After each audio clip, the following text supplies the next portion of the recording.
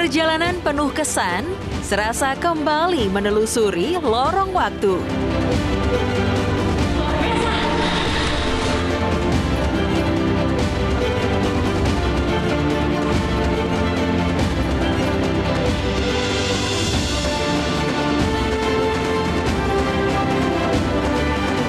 Sejarah yang terpendam di perut bumi dalam dinding gua alami. Syarat akan makna dengan simbol-simbol lukisan zaman purba. Eksplorasi situs-situs prasejarah dengan mahakarya kehidupan manusia di masa lampau. Seluruhnya dalam rangkaian perjalanan Journey Way to Explore.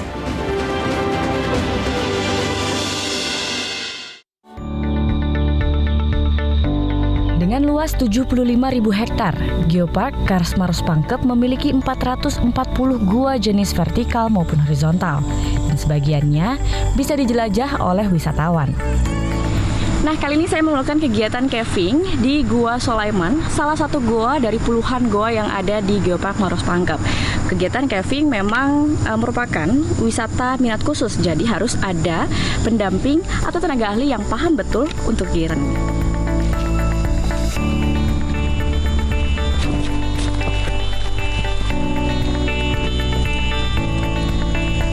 Nah, kita sudah sampai di mulut Gua Sulaiman. Ternyata mulut Gua Sulaiman ini tidak sampai 100 meter dari jalan raya. Saya sudah bersama dengan Pak Indra.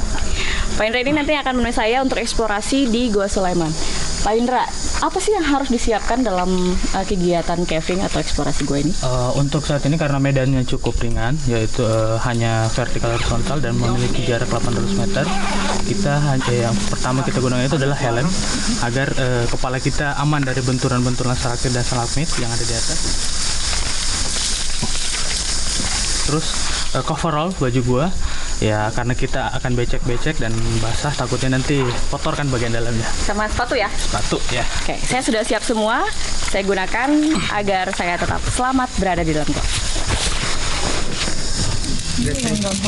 Yes,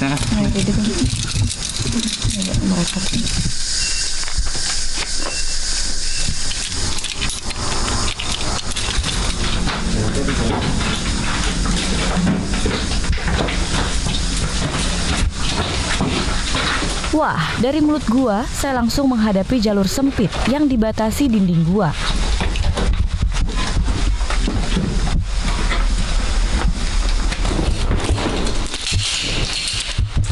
Tapi setelahnya, ornamen stalaktit dan stalagmit yang beragam langsung mencuri perhatian saya.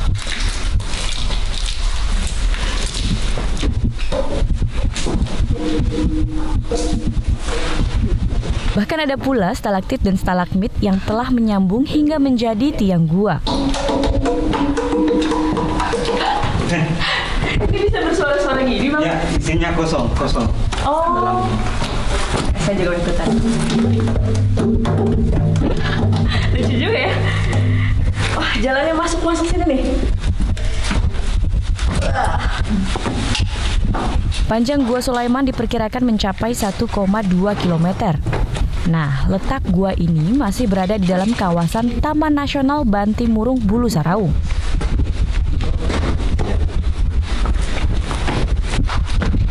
Apa tuh, Bang? Ini adalah sedimen dari atas yang menandakan bahwa kita berada di dekat permukaan tanah. Oh, ini tanah ini? Oh, di atas itu ya? Iya. Jadi dindingnya ini persis langsung tanah. Semakin ke dalam, trek yang harus saya jalani tidaklah mudah. Harus berhati-hati dengan langkah kaki. Kakinya lurus. Oke. Terus ya. Terus. Oke. Land it safely.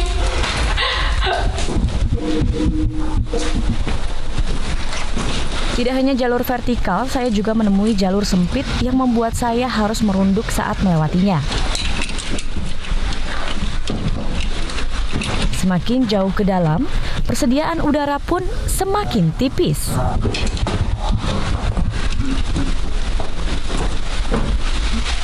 Ayo, sumber air sudah dekat. Wow. Kami melanjutkan perjalanan hingga menemukan Danau Sulaiman.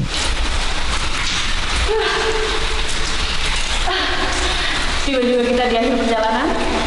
Ini Danau Sulaiman, danau yang ada di dalam goa.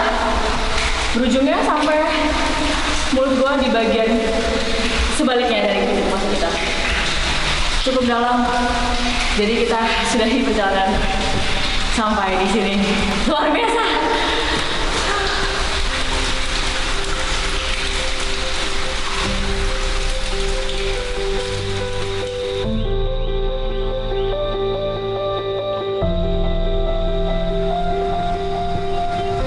Nah, saat ini saya sedang berada di Leang-Leang, salah satu situs purbakala yang ada di Kabupaten Maros.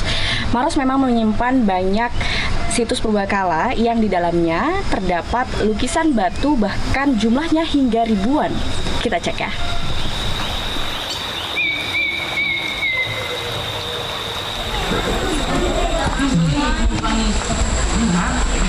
Lestarikan benda cagar budaya agar tidak kehilangan jati diri bangsa.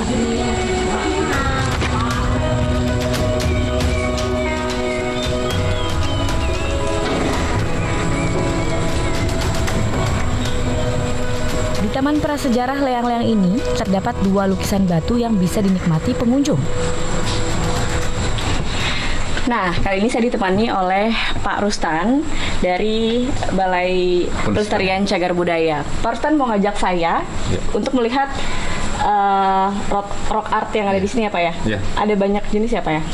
Kalau di sini ya ada paling tidak ada 2. Ada 2 jenis. Oke. Kalau yang untuk Leang-leang ya? Leang-leang. Oke, kita lihat langsung aja Pak. Itu ada Di atas itu ya Pak? yang big band merah itu. Oh, Kepala. Agak mundur.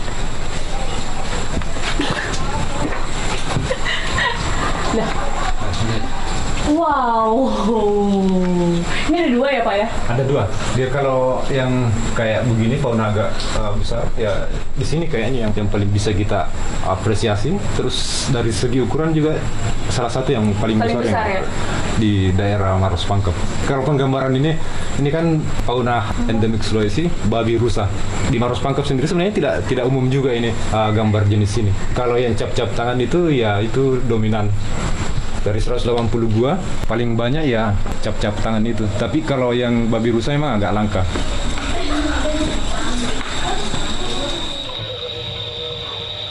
Lukisan hewan khas Sulawesi dan cap tangan manusia purba juga bisa ditemukan di situs Leang Petai.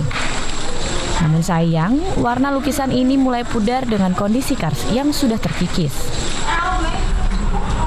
Nah, saking banyaknya lukisan peninggalan prasejarah di goa yang ada di kawasan Maros ini, ada salah satu penelitian yang membuktikan bahwa yang paling tua ini adalah di Leang Timpuseng, 3 km nggak jauh dari sini.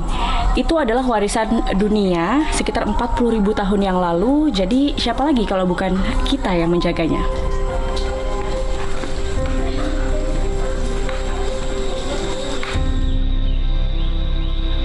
Saya beranjak ke sebuah desa yang memiliki beberapa gua sebagai bukti peninggalan zaman prasejarah.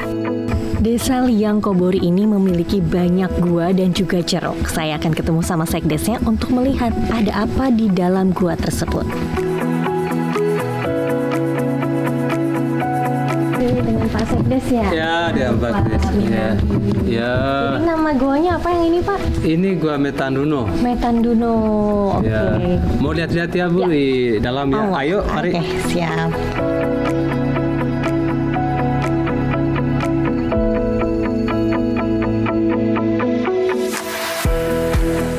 Wah, ternyata gua ini menyimpan bukti peninggalan prasejarah seperti lukisan di dinding. Ya, ini lukisannya. Dan ini ada beberapa macam lukisan ini. Oh, ini manusia berkuda ini. Oh, manusia berkuda. Ini ceritanya, ini lagi berburu. Ini lagi berburu karena kita punya leluhur pada saat itu tinggalnya dalam gua. Jadi sumber makanannya itu, makan sehari-hari itu adalah daging binatang. Oke, jadi berburu Jadi ya. ini adalah lukisan-lukisan ini menceritakan riwayat hidup mereka pada saat itu. Oke, itu kuda. Kalau yang bawahnya itu di apa? bawahnya ini anoa. Oh, anoa. Terus ada rusa. Ada rusa. Dan ada juga manusia sedang bersila. Iya, kenapa menunjukkan bersila itu? Karena mereka pada saat itu hidupnya berkelompok-kelompok. Jadi mereka itu bagaimana caranya mereka itu untuk mempertahankan diri mereka pada kelompok-kelompok yang lain. Iya, begitu. Ini sudah pernah diteliti sebelumnya atau belum, Pak? Ini sudah pernah diteliti oleh Balai Pelestarian Kebudayaan Wilayah 19 Sulawesi Selatan. Tahun 2019 mereka datang ambil sampel itu bersama peneliti dari Australia, bersama kepala PCBC yang datangkan ke sini. Dan hasilnya itu usia lukisan ini berapa sampai hari ini belum dipublikasikan secara umum lah. Tapi menurut informasi dari kepala BPK itu bahwa usia lukisan ini kira-kira sekitar 63.000 tahun yang lalu. Sudah lama sekali berarti ya. Sudah lama sekali, Bu. Sesuai dengan namanya, Metanduno memiliki arti hewan bertanduk, sehingga banyak lukisan hewan di gua ini.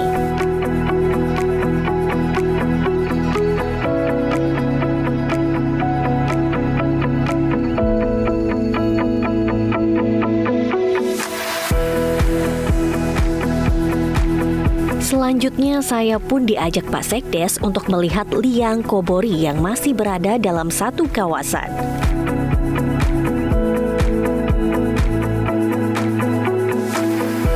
Jadi yang membedakan gua ini dengan Metanduno apa? Ya, salah satunya adalah ini terowongan ini masuk ke dalam ini, dan ini tembus ke sebelah sana. Jadi lewat di sini. Jadi dalam ini ada ruang luas lagi dalam ini. Jadi setiap pengunjung bisa juga kita arahkan ke sini supaya melihat tentang keadaan dalam gua ini. Iya. Dan ini memang menurut keyakinan leluhur nenek moyang kita, dan ini sebagai tempat kerajaan mereka pada saat itu. Kerajaan Purbakala. Iya, kerajaan Purbakala. Dan di dalam sana ada ruang khusus itu. Di situ ada ruang khusus sangat dan luas juga. Dan di situ kebanyakan masyarakat juga itu tempat ritual-ritual mereka pada saat itu, meminta keberkahan, keselamatan. Masuk ke area dalam gua, kami harus melewati jalur yang sempit terlebih dahulu.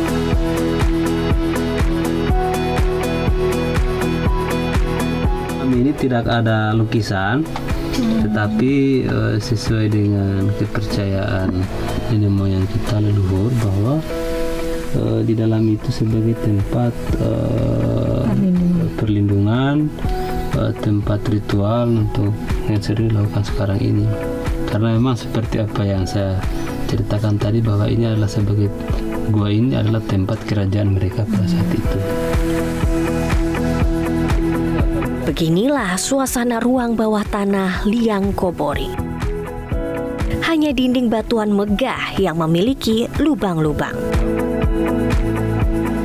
Dari titik kami berada ini, travelers dapat kembali berjalan sekitar 50 meter untuk menemukan titik keluar yang berbeda.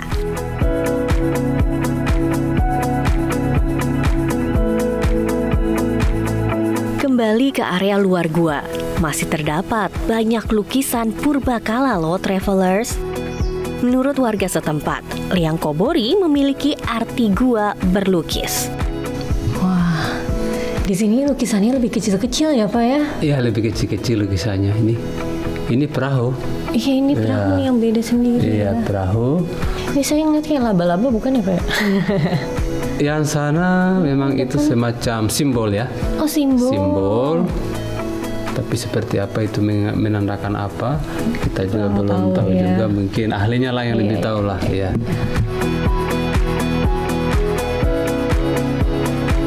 Untuk Untuk membuat lukisan tersebut, manusia prasejarah menggunakan racikan seperti tanah liat, darah hewan, lemak hewan, serta getah pohon. Keberadaan cagar budaya situs megalitik tidak lepas dari peranan masyarakat suku Lore sebagai masyarakat asli yang tinggal di kawasan Taman Nasional Lore Lindu. Menurut catatan para peneliti, sekitar 400 situs megalitik tersebar di 3 kawasan di Kabupaten Poso, yakni di Lembah Napu, Lembah Besoa, dan Lembah Bada. Di Lembah Besoa atau masyarakat menyebutnya Lembah Behoa, saya berkenalan dengan Pak Amin, tokoh adat setempat yang sepanjang masa hidupnya menjaga warisan berharga tradisi Lore, termasuk bagaimana hukum adat Lore berperan dalam melindungi situs purbakala. Seperti kemarin ada pengerusakan di Batu Toki, arcanya diambil, dicuri, dibawa ke Palu, sudah sampai di pelabuhan, tapi masyarakat kejar melalui lembaga adat, dikejar sampai melibatkan polisi, diambil itu arca itu dikembalikan di sini, sehingga pelakunya itu disanksi sangat berat ya, 5 ekor sapi dia bayar, itu dia punya kesalahan itu. Saya asik berbincang dengan Pak Amin di bawah buho atau lumbung padi milik masyarakat suku Lore. Selain menjadi tempat masak atau dapur dengan tungku perapian di tengah, tempat ini memang biasanya dijadikan sebagai tempat mogombo atau tempat musyawarah adat dilakukan. Jadi setiap rumah adat Tambi itu harus ada buhonya karena tempat menyimpan padi. Jadi diibaratkan sebagai suami istri. Kalau Tambi itu suami, buho ini istrinya. Sepasang ya? Ya, sepasang. Makanya di ujung tangga itu ada gambar, di sana wajah laki, di sini wajah perempuan di ujung tangga itu.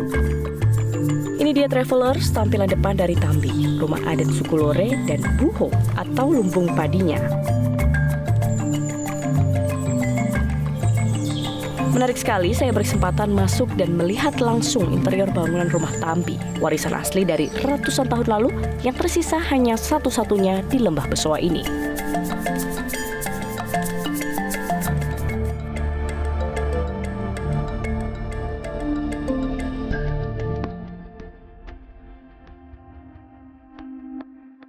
Travelers, saya masih bersama Pak Iksam mengunjungi situs megalitik lainnya. Kali ini kami ke situs megalitik Pokekea. Ini apa Pak? Situs? Ini salah satu tinggalan megalitik yang khas dan unik di situs Pokekea ini. Namanya Kalamba. Ini Kalamba juga ya? Masih jenis Kalamba. Pak, ini kalau kita lihat motifnya wajah ya Pak ya? Ya benar. Jadi di sekeliling wadah Kalamba ini terdapat 8 ragam hias menyerupai wajah manusia. 8 melingkar ya, di Kalamba ini. Jadi dia maknanya apa Pak? Diasumsikan itu sebagai penjaga di 8 arah mata angin supaya bisa memberkati kehidupan masyarakat di masa lampau. Kalau kita lihat situs megalitik di Poso ini kan luar biasa banyak, melimpah begitu di berbagai tempat, di Lembah Napu sebelumnya, di Besoa juga. Maknanya apa Pak melihat adanya situs-situs megalitik ini? Pertama nilai akademis.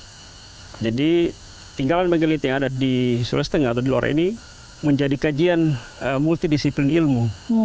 Yang kedua itu nilai strategis. Nah, masyarakat di masa lampau sudah mengenal sistem gotong royong dalam membangun monumen-monumen megalit. Nah, itu bisa kita ambil pelajaran, nilai gotong royong itu bisa diterapkan hingga kehidupan sekarang ini. Atau integrasi antar suku bangsa dalam gotong royong. Nah, nilai yang ketiga adalah nilai ekonomis.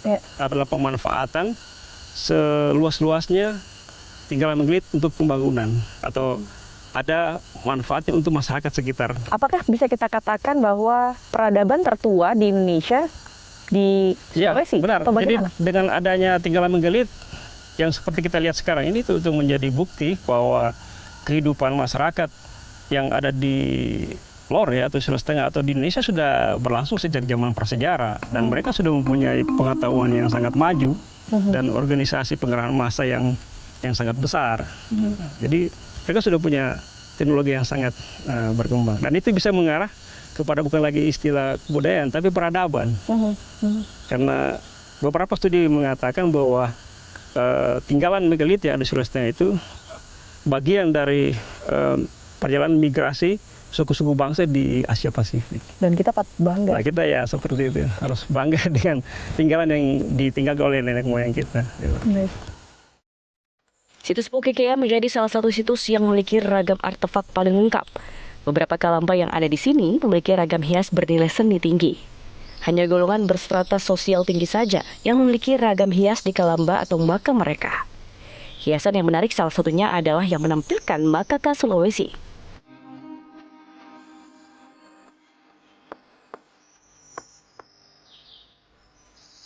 Selain kalamba ada juga dolmen atau meja batu makam dan beberapa arca menhir atau patung batu.